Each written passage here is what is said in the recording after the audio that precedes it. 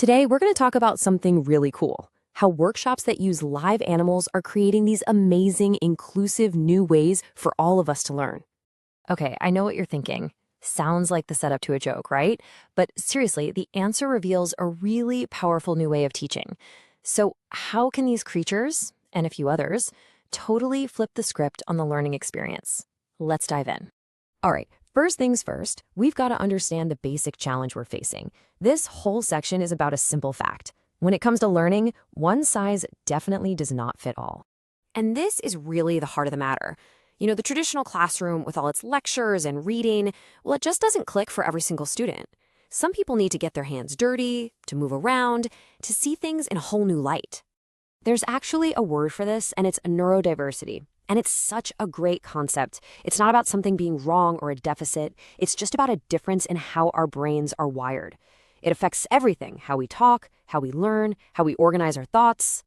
And we're not talking about a tiny fraction of students here.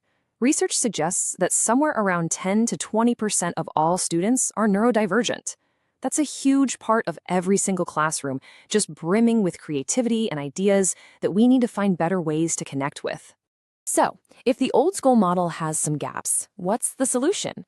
Well, that brings us right to Section 2, the incredible, undeniable power of learning by doing. Just look at the difference here. On one side, you've got traditional learning, which can sometimes feel like you're just sitting there passively soaking up information. But with a hands-on approach, it becomes this active, direct, and really tangible experience. I mean, it just makes sense, right? When you learn hands-on, you're not just listening. You're seeing, you're touching, you're doing. You're firing up all these different senses, and that helps make complicated ideas feel so much more real and easy to grasp. So how do we crank this hands-on approach up to 11? Well, this is where it gets really special. Section 3 is all about the unique connection we have with animals and how that can completely transform a learning environment. There's just this incredible thing that happens when animals come into a room. They have this ability to create a sense of calm, of relaxation. Suddenly, all those social pressures that can make a classroom feel kind of stressful, they just seem to melt away. And this is the absolute game changer, right? Animals communicate with their behavior, not with words.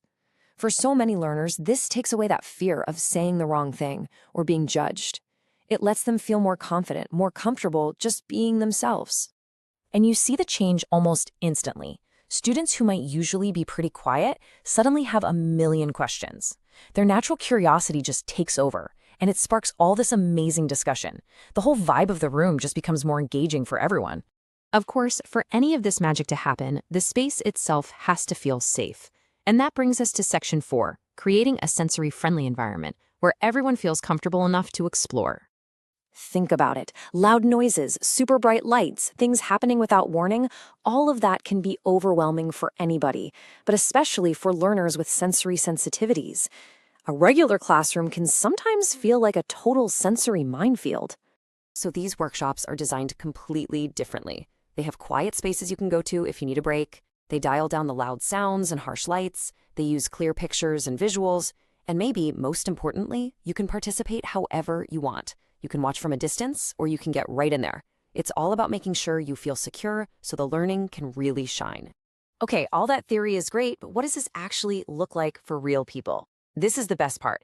Let's get into Section 5, the real stories, and the incredible impact this has. I mean, come on, you can just feel the smile in that quote, right? It's not just about learning some facts from a book. It's about making these fun, unforgettable memories. A gecko on your head? Now that's a biology lesson you are never, ever going to forget. And this next one? Wow, this really gets to the heart of the therapeutic side of things. The person running it was so attentive, they noticed someone needed a quiet moment and offered them a chance to just chill with a calm animal like a guinea pig or a tortoise or even a giant snail. That is all about empathy and really personal care. And then there's this one. Talk about a powerful statement. For a kid to safely hold something like a royal python, that's so much more than just a cool experience. That's a huge confidence booster. It's turning fear into pure fascination. It's a moment of total empowerment. And the best part? This isn't some far-off, hard-to-reach thing. The workshops are mobile, so they can travel to schools and community centers all across the UK. They bring the science and they bring the animals right to where the learners are. So really, it all comes down to this. When we start to rethink what a classroom can be, when we open the door to hands-on, sensory-friendly learning with animals, we're not just teaching science. We're opening up whole new worlds of confidence, curiosity, and connection. And honestly, what could possibly be more important than that?